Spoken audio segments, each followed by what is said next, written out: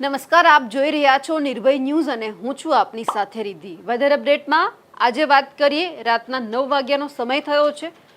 રાતના 9 વાગ્યાથી લઈ અને સવારના 9 વાગ્યા સુધી કયા એવા વિસ્તાર છે કે જ્યાં રેડ એલર્ટ સાથે અત્યંત ભારે વરસાદની સંભાવના છે તે વ્યક્ત કરવામાં આવી છે, તેમની પણ વાતચીત કરવી છે। સાથે સાથે જે હજુ એવું કહી શકાય છે કે હજુ આગામી 24 કલાકથી લઈ 20 કલાક જે વધારે અત્યંત ભારે રહેવાના છે તે કયા વિસ્તારમાં વરસાદ ખાબકવાનો છે, સાંભેલા ધાર સૌથી વધારે ક્યાં પડવાનો છે તેમની પણ ચર્ચા કરવી છે। સૌથી પહેલા આપણે રાતના 9 વાગ્યાની પરિસ્થિતિ જોઈ લઈએ। સૌરાષ્ટ્ર પંથકની સૌથી પહેલા વાત કરીએ તો સૌરાષ્ટ્ર પંથક રાતથી લઈને સવારના સમય દરમિયાન ક્યાં વરસાદ પડવાનો છે તે જોઈ લઈએ।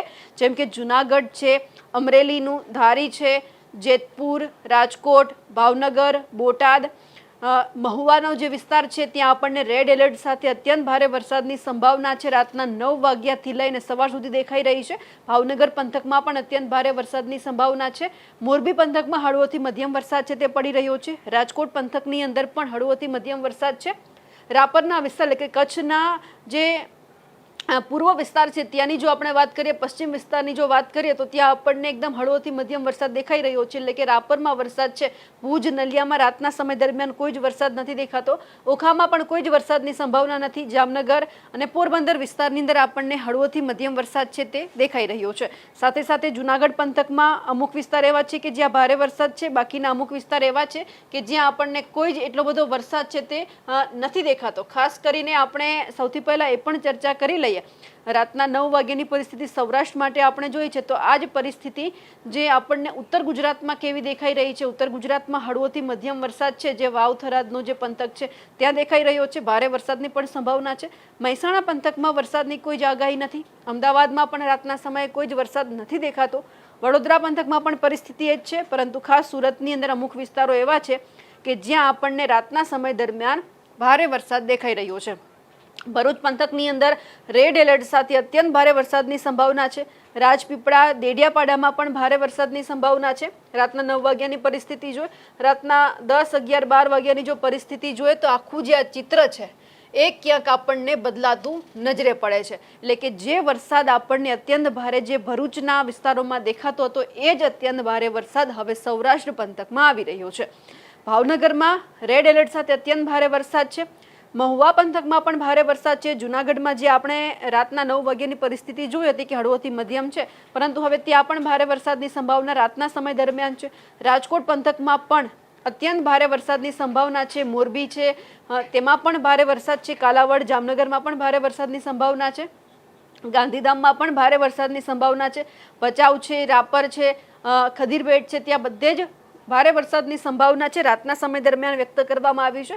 હજુ પણ જે નલિયાનો વિસ્તાર છે હજુ પણ કોરો છે। રાતના સમય દરમિયાન નલિયા પંથકની અંદર કોઈ જ વરસાદ છે તે આપણને નથી દેખાતો। ખાસ કરીને જે વાવથરાદનો જે વિસ્તાર છે ત્યાં આપણને વરસાદી માહોલ છે તે રાતના સમય દરમિયાન દેખાઈ રહ્યો છે। સુરતની પરિસ્થિતિ વલસાડ, તાપી, જે વ્યારા છે ત્યાંની થોડી નબળી પડતી દેખાઈ રહી છે।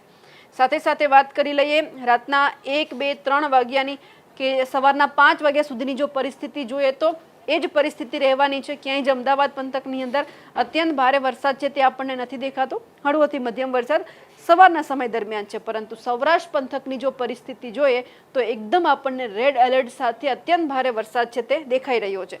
સવારના 5 વાગ્યાની આજુબાજુની જો વાત કરીએ તો ઓખા છે, પોરબંદર છે, જે આપણને વરસાદ રાતના સમયે 9 કે 10 વાગ્યા સુધી નહોતો દેખાતો, પરંતુ જે રાતના એટલે કે સવારે જો આજની વાત કરીએ તો કે 4, 5 વાગ્યાના સમય દરમિયાન આપણને વરસાદ દેખાઈ રહ્યો છે।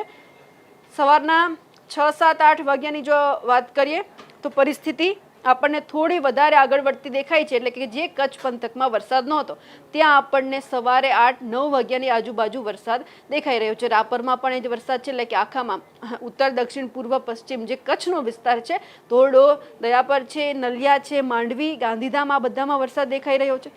ખાસ વરસાદ છે એ આપણને જે ખંભાળિયા, પોરબંદર, ઓખા, દેવભૂમિ, દ્વારકામાં નહોતો દેખાતો એ સવારના સમય દરમિયાન ત્યાં પરિસ્થિતિ બદલાઈ છે અને વરસાદ ત્યાં દેખાઈ રહ્યો છે।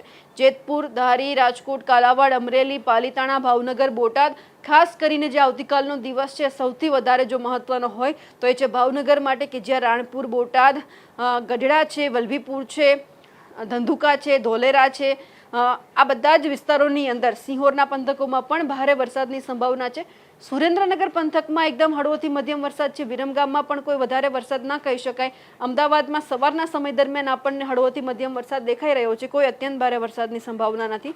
ગાંધીનગરમાં ક્યાંક હળવોથી મધ્યમ વરસાદ દેખાઈ રહ્યો છે. માણસા છે, પ્રાંતિજ છે, વિજાપુર, હિંમતનગર, મહેસાણા, કડી, આ બધા વિસ્તારોમાં આપણને હળવોથી મધ્યમ વરસાદ સવારના સમયે દેખાઈ રહ્યો છે. હિંમતનગરની અંદર ઓરેન્જ એલર્ટ આપવામાં આવ્યું છે, એટલે કે ત્યાં ક્યાંક અતિ ભારે વરસાદની સંભાવના હોઈ શકે છે. સાથે સાથે જો વાત કરી લે દક્ષિણ ગુજરાતની, તો દક્ષિણ ગુજરાતની અંદર પણ આપણને એટલો બધો વરસાદ નથી દેખાતો જે 2 દિવસથી આપણે જોઈ રહ્યા હતા. ભરૂચ છે, તાપી, સુરત, આ બધા જ વિસ્તારોમાં હળવોથી મધ્યમ વરસાદ છે એ આપણને દેખાઈ રહ્યો છે. રાતની પરિસ્થિતિ આપણે સમજી, પણ હવે સવારની પરિસ્થિતિ પણ આપણે જોઈ છે. હવે અત્યારે રાતના સમય દરમિયાન તમારા વિસ્તારમાં કેવો વરસાદ પડી રહ્યો છે કમેન્ટ કરીને ચોક્કસથી જણાવજો. સાથે જ અમારી નિર્ભય ન્યૂઝ ચેનલને લાઇક, શેર અને સબસ્ક્રાઇબ કરવાનું ભૂલશો નહીં. નમસ્કાર.